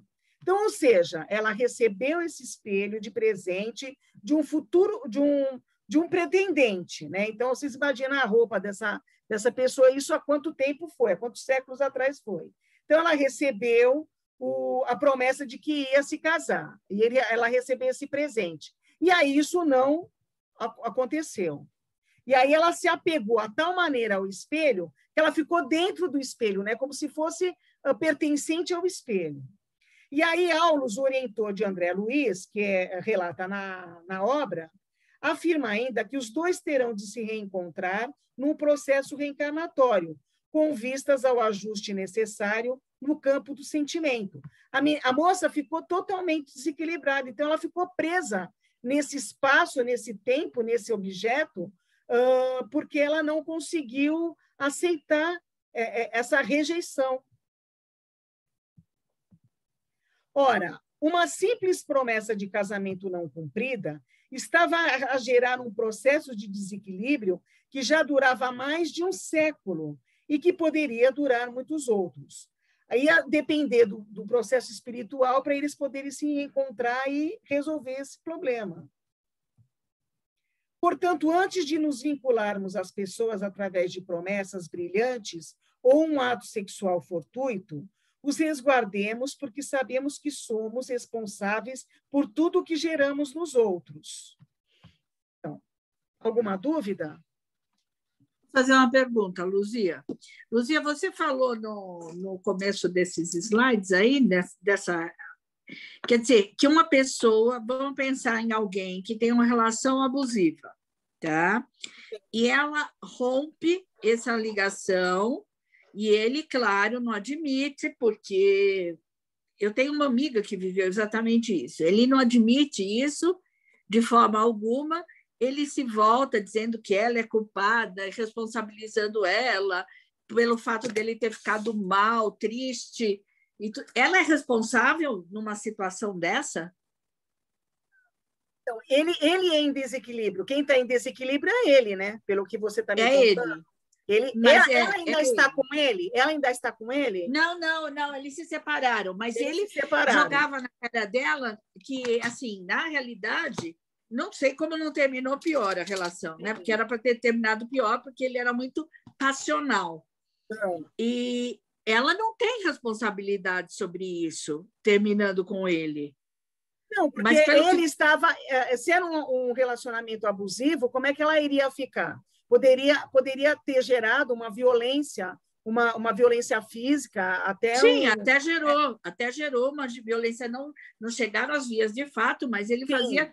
Era uma violência moral, espiritual, absurda, né? Então, como é que a espiritualidade iria culpar, no caso dessa sua amiga, né, num caso desse processo, né? Então, aí volto a dizer, se ela tentou, que eu acredito que ela tenha tentado, se ela tentou ainda durante um período fazer com que ele se equilibrasse, mostrando, e não deu certo, então caberia a ele também, porque a gente não pode culpar só um lado, caberia a ele tentar reaver. Se é uma situação em que eles estão tentando, nessa encarnação, resolver alguma coisa no passado, e ela estava um pouco mais submissa, tentando organizar, tentando ver qual era o melhor caminho, e não conseguiu, pode ser que, numa futura, isso vá voltar, porque é um assunto que ainda não foi resolvido.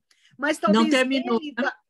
Ele vai ter que trabalhar melhor a espiritualidade dele para poder voltar a refazer uma relação equilibrada. Talvez não como marido e mulher, mas como pai e filha, como uma outra situação. Né? Ou seja, não existe uma coisa fechada, porque, na verdade, a gente não sabe a história reencarnatória desses dois. Com né? certeza, Ou seja, a gente não sabe os dois. A gente sabe da história de uma forma geral, né? Sim, de uma forma geral. Então, ou seja, o que a doutrina sempre fala é que a gente tem que tentar, né? Porque se aquilo surgiu na nossa frente, aquela situação se apresentou, é para a gente tentar resolver. Se a gente tenta de várias maneiras, o que cabe a nós, porque a gente não pode se responsabilizar pela atitude do outro. O que eu posso fazer é o melhor dentro daquela minha visão. Eu fiz o meu melhor, eu fiz tudo que eu podia, fiz, pronto, eu fiz a minha parte. Missão cumprida. Missão cumprida, eu fiz a minha parte. Então, se eu não conseguir superar, é porque não depende só de mim, depende do outro. O que dependeu de mim, eu fiz, pronto, né? Então, eu acho que é por aí. Tá bom, obrigada, viu? Imagine. Ju, quer colocar alguma coisa? O fato das pessoas se relacionarem abusivamente, né, seja homem ou mulher, já demonstra o desequilíbrio de cada um, né? De questão de posse, sentimento de o outro ser propriedade dele ou dela, achar que as pessoas são obrigadas a determinadas situações. Então, só isso demonstra o desequilíbrio em se relacionar, né? Como a Luzia falou, se ela tentou demonstrar, se ela tentou fazer a parte dela e não deu, a responsabilidade é dele. É aquela história que eu sempre conto. Tem uma pessoa no fundo do poço e você está lá para ajudar a pessoa. Se você joga uma corda e a pessoa não pega a corda para subir, você não tem o que fazer. Você fez, você ajudou, você jogou a corda para ela subir. Se ela fica do outro lado do poço e fala, não, eu não vou sair daqui porque eu não quero pegar essa corda, aí é uma questão dele, né? A partir do momento que você faz a sua parte e você está tranquila com isso, se o outro não faz a parte dele, a responsabilidade é dele, né? O problema é dele depois com Deus. Mas essas questões já demonstram o desequilíbrio das pessoas, né? Essas uniões, hoje em dia, o que eu acho que falta? Falta muito diálogo e honestidade. Quando não se está bem com alguma coisa, quando a mulher ou o homem não está se sentindo bem com alguma coisa, deve-se conversar. Olha, não gostei disso, não me fez bem isso, me magoou, me fez mal, porque o outro precisa saber. Ninguém é vidente para saber, olha, fiz isso e não gostei, porque às vezes a gente faz coisas que não percebe e magoa o outro. Então, é necessário o diálogo para se saber o que o outro está achando, o que o outro está sentindo. E tem que existir essa preocupação. E a honestidade de falar realmente, olha, não está legal, vamos melhorar. Nós queremos continuar juntos? Vamos melhorar. Então, a responsabilidade de um relacionamento é dos dois. Claro que ninguém é obrigado a ficar numa relação abusiva, violenta, agressiva, nada disso. A gente tem que ser feliz e evoluir. Se o outro não está atendendo às expectativas que ele se comprometeu, aí já não é uma questão nossa, né? A gente tem que fazer o melhor que podemos fazer. Mas os relacionamentos hoje é justamente o que a Luzinha falou, ninguém tenta. As pessoas hoje, né? Eu tenho 35 anos, as pessoas mais novas, ou até da minha própria geração, qualquer primeiro obstáculo já fala, não vou, vamos para o próximo. Então, assim, existem perguntas que nunca vamos saber enquanto estivermos encarnados. Se era esse, se era o primeiro, se era o terceiro, se era o último namorado, a gente não sabe. O que devemos fazer é o nosso melhor, a nossa parte a cada dia. Então, temos que ser perseverantes em determinadas situações, porque a gente não muda ninguém, a gente não tem esse poder. As pessoas modificam por um estímulo. Aquela pessoa vale a pena que eu me modifique. Então, a pessoa se modifica por isso. Não que você tenha que impor alguma situação. Olha, se você não mudar, não vou largar você. Não, você tem que ajudar aquela pessoa no que ela está precisando para se modificar e ser o estímulo para ela, o incentivo para ela.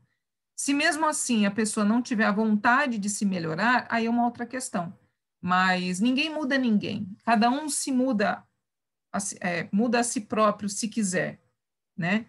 E acho que é isso que eu queria colocar, que ficou pendente lá da outra vez, do diálogo, dos relacionamentos, que falta muito isso. Beleza, vamos lá então. Afinidade e confiança. O 6º parágrafo desse capítulo, o autor espiritual nos informa do circuito de forças, estabelecido entre parceiros que se entregam um ao outro em bases de afinidade e confiança no campo do sexo. Afirma-nos que há entre eles uma alimentação psíquica de energias espirituais e que, se rompido o compromisso por uma das partes, sem razão justa, o outro fica lesado na sustentação do equilíbrio emotivo. Se uma simples promessa nos coloca devedor diante da criatura a quem prometemos, imaginemos então a extensão do compromisso quando nos entregamos sexualmente a alguém. Para que haja entrega de um ao outro em bases de afinidade, é preciso haver confiança integral entre as partes. E quando nos entregamos sexualmente a um parceiro, não é só fisicamente que nos despimos, mas nos desnudamos integralmente, estabelecendo, então, um compromisso em bases de confiança mútua. Então, a gente vê que hoje as relações sexuais, elas ocorrem muito rapidamente, às vezes sem um conhecimento até um pouco mais profundo em relação àqueles dois parceiros, né? Então, é importante que a gente entenda que o sexo é uma energia criadora e que é importante que todo o vínculo que a gente faz físico também tem um compromisso. Prevenindo problemas graves com o parceiro. Vamos ver o que a gente pode fazer para não ter problema. Emmanuel conta com toda a propriedade que nos afirma: o parceiro prejudicado, se não dispõe de conhecimentos superiores na autodefensiva, entra em pânico, sem que lhes possa prever o descontrole que muitas vezes raia na delinquência. Se o parceiro não tiver a possibilidade de vivenciar o perdão em bases cristãs, a situação pode ser bastante agravada e as consequências são impossíveis de serem previstas. Então, esse é o comprometimento espiritual que ficou, né? A pessoa teve um relacionamento com uma base mais sexual, que aquilo não foi em frente, e aí uma parte ficou muito desajustada, e aí fica complicado. Se a outra pessoa não consegue, essa pessoa que ficou desajustada, não consegue se reajustar novamente, aquilo causa um comprometimento espiritual. A justiça divina alcança também os contraventores da lei do amor. E todas as vezes que prejudicamos alguém, esta é a lei. Então, causa e efeito. Que muitas vezes se objetiva na reencarnação, colocando-os frente a frente com o irmão em prejuízo, até exonerarmos o próprio espírito das mutilações e conflitos auridos no clima da irreflexão. Então, aquele agressor, aquele machista, aquela pessoa abusiva, ela vai ter que se encontrar de novo com esse espírito para poder resgatar tudo isso que ela fez de errado. Compensação do prejuízo causado. Imaginemos que, com promessas de felicidades, determinado rapaz conquiste a confiança de uma moça e o processo venha a se desenvolver. Para não ser machista, né, ou de um lado, então o rapaz conquista ou a moça conquista. E aí o negócio não vai em frente, estabelecendo ali o princípio de um relacionamento sexual. O tempo passa e o nosso irmão não vigilante resolve abandonar até então a amada num momento delicado, de uma iminente gravidez. Então, isso a gente já viu inúmeras vezes. Ela, por sua vez, não encontrando apoio e compreensão na família, é colocada para fora de casa. Também muito, muito normal. Muitas situações a gente já viu. Vindo a padecer de numerosas necessidades. O caminho da vida fácil se abre e ela se vê nos caminhos da prostituição. Olha só o comprometimento que ocasionou um relacionamento que não foi na base de uma confiança, de uma afinidade, de um respeito. de um controle, de uma disciplina. Como se portaria ele num futuro próximo? Tendo que educá-la como filha reencarnada em sua adolescência. Olha só, quando lhe desabrochasse suas tendências sexuais adquiridas, quando num outro momento se prostituiu. Então, olha lá, o rapaz que abandonou aquela moça, que ela acabou se prostituindo, porque ela foi abandonada pela família, ele, numa próxima encarnação, ele vai ser pai dessa moça, que vai ter essas tendências sexuais que foram ocasionadas por aquele desequilíbrio dela também, né? Que se ela fosse equilibrada, ela conseguiria sair daquela situação, mas ela também não foi muito forte, né? Mas, ou seja, ela poderia ter tido uma outra história se ele não encaminhasse, né? Então, olha só o comprometimento dele. Então, ele buscando aquilo que ele plantou. Vamos meditar nas preciosas palavras de Emmanuel. Aprenderemos no corpo de nossas próprias manifestações ou no ambiente da vivência pessoal, através da penalogia sem cárcere aparente. Nunca lesaremos a outro sem lesar a nós. E o capítulo da união feliz, vamos ver se dá tempo. A união esponsalícia, que é a união pelo casamento, considerada menos feliz, traduz uma experiência bastante dolorosa. Não se defende que uma pessoa suporte a contragosto a truculência e o peso de outra. Opa, peraí. Todo espírito é livre para definir-se em seu pensamento quanto às próprias resoluções.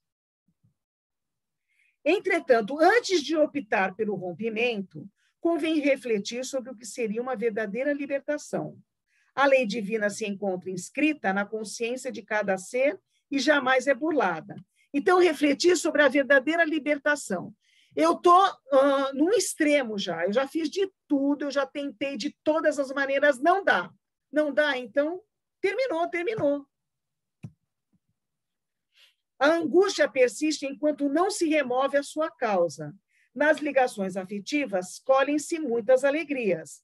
Contudo, é também dentro delas que surgem as provas mais duras. Então, não é porque você casou com aquele seu príncipe, que você achou maravilhoso, ele vai virar uma coisa que, de repente, você vai conhecer só no seu convívio, né? Então, ele não vai ser mais príncipe, mas você tem uma relação boa com ele, você tem um sentimento por ele. Então, vamos tentar? Vamos.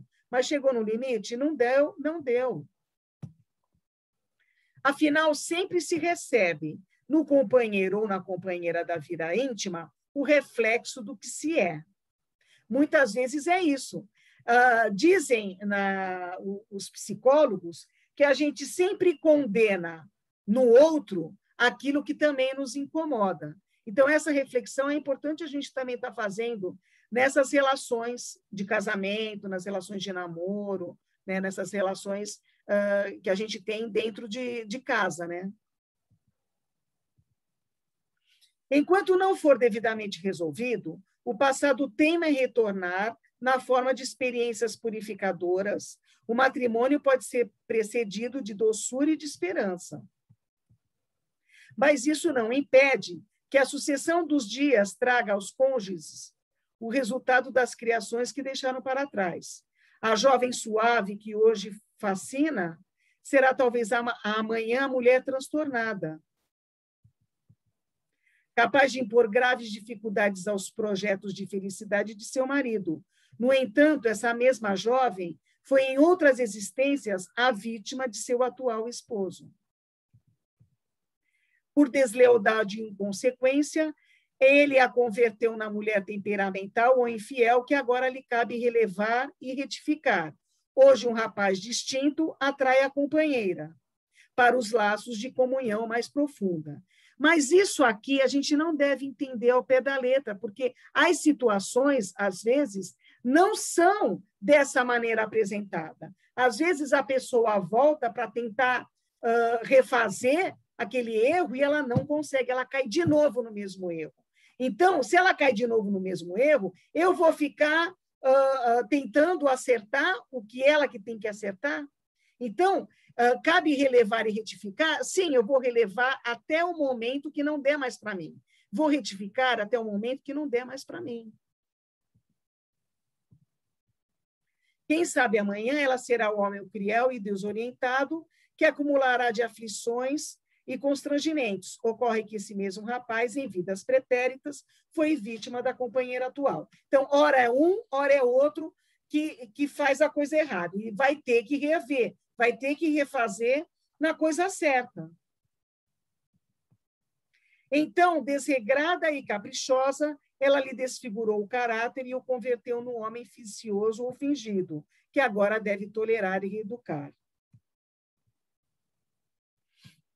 Muitas vezes se ama alguém a quem se entrega, no ajuste sexual, desejando uma ligação duradoura e profunda. Somente depois é que nesse alguém se surpreende defeitos e nódoas antes invisíveis. Nesses casos, se está diante de uma pessoa a quem se dilapou no passado. Hoje ela fere exatamente nos pontos em que foi ferida. Não se trata só de processo de cobrança e acerto de contas. A criatura prejudicada está a esmolar compreensão e assistência para se refazer perante as leis do destino. Nesse contexto mais amplo, a união supostamente infeliz deixa de ser um cárcere de lágrimas para se converter em educandário amoroso. Nela, o espírito equilibrado e afetuoso, longe de desertar, aceita quando consegue auxiliar sua vítima do passado. Quando consegue. Com isso, liberta-se das sombras do ontem, para elevar-se em silenciosa vitória sobre si mesmo, para os domínios da luz. Eu não vou fazer essa conclusão, porque eu prefiro parar e a gente ver mais alguma dúvida que tenha para poder terminar mais ou menos no horário. Então, o que acontece? A gente sabendo que a gente tem um planejamento espiritual, a gente sabe que aquele encontro não é por acaso. Alguma coisa eu tenho que reaver. Agora, eu vou reaver até o meu limite, até o meu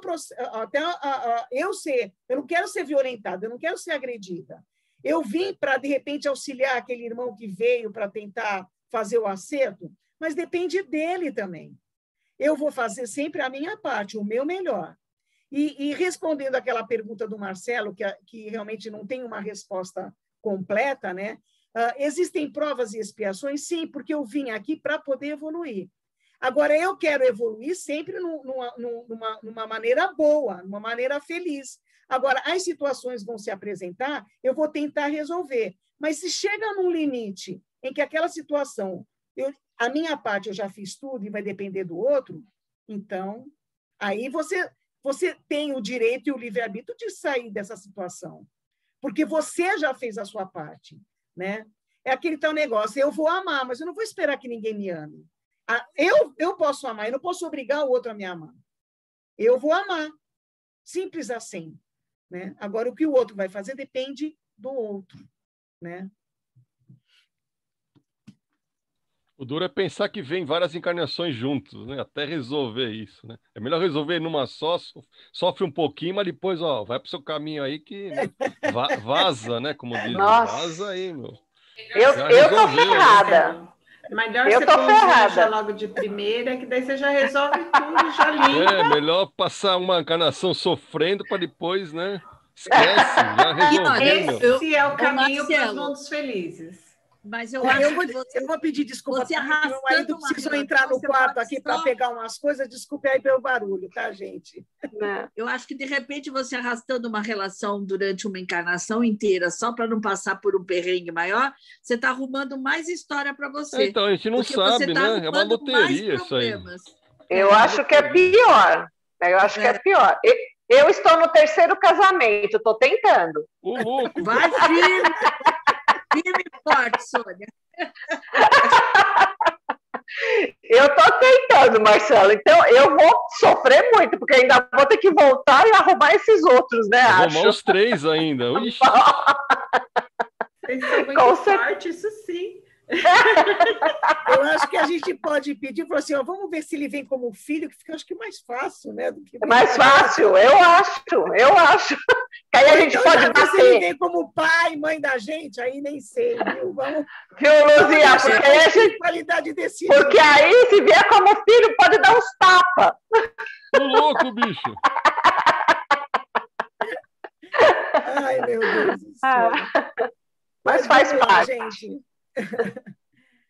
Depois só ficou faltando a conclusão, mas era só uma precezinha, mas vamos terminar aqui. Vamos lá, então. A Rosa faz as vibrações e a Marisa faz a prece final, né? Eu só vou dar um início aqui, depois eu já passo a palavra.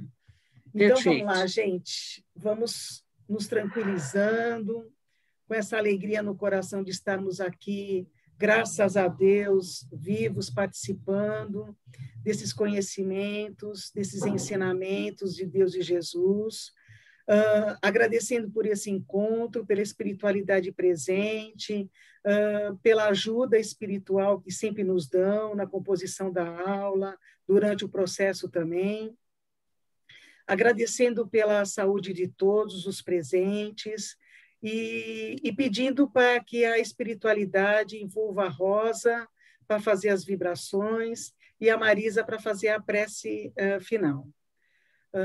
Graças a Deus e graças a Jesus. Graças a Jesus. Vamos vibrar, vamos emitir nossos pensamentos de amor, de paz, harmonia, de prosperidade, de alegria.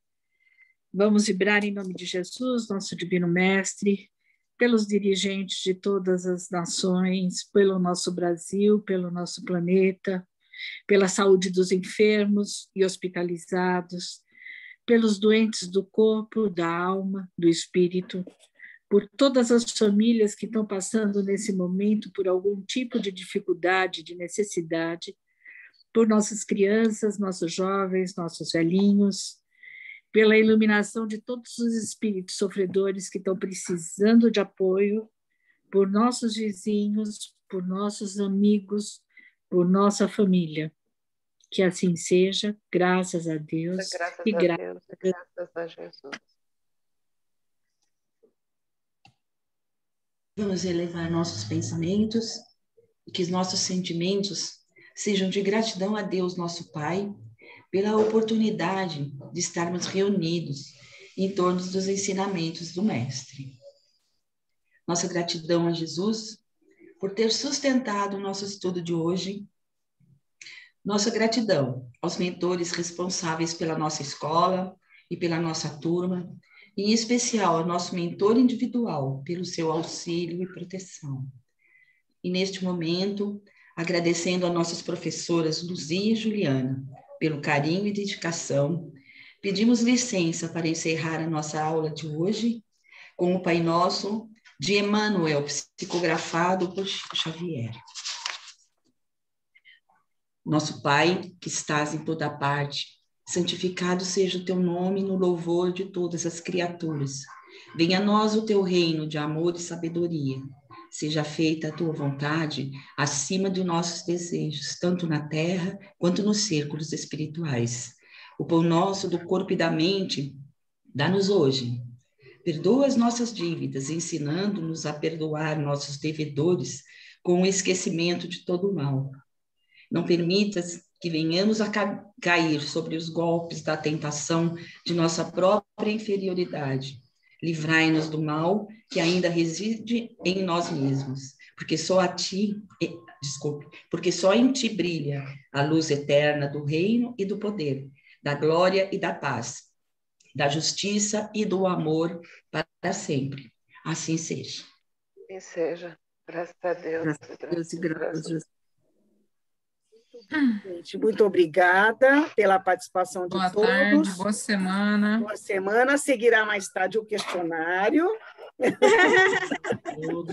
Vai ter questionário? Não acredito. O penúltimo antes das férias.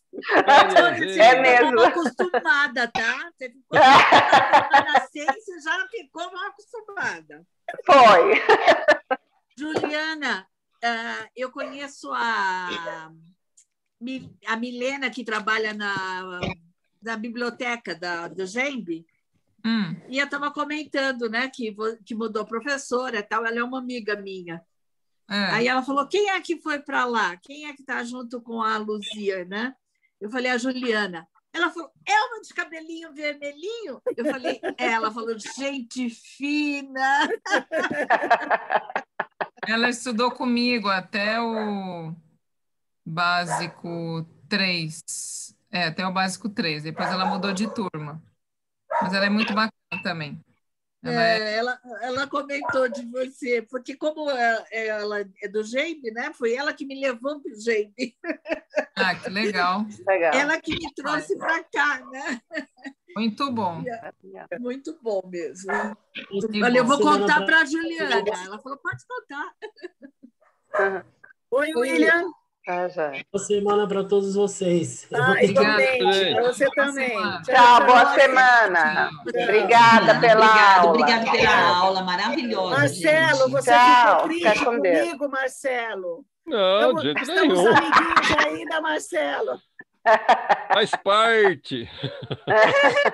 A gente vai se encontrar na outra encarnação. Certeza. Certeza, viu? Cia, olha o que você arrumou. Você vai ter um aluno encapetado. Você vai ser minha aluna, Luzia. Você vai ser minha aluna. Eu sou muito boazinha de aluna, eu sou bem complicada. Tchau, gente. Boa tarde. Tchau, gente. Boa semana. Boa tarde. Tchau. Tchau. Luzia. Oi, Su.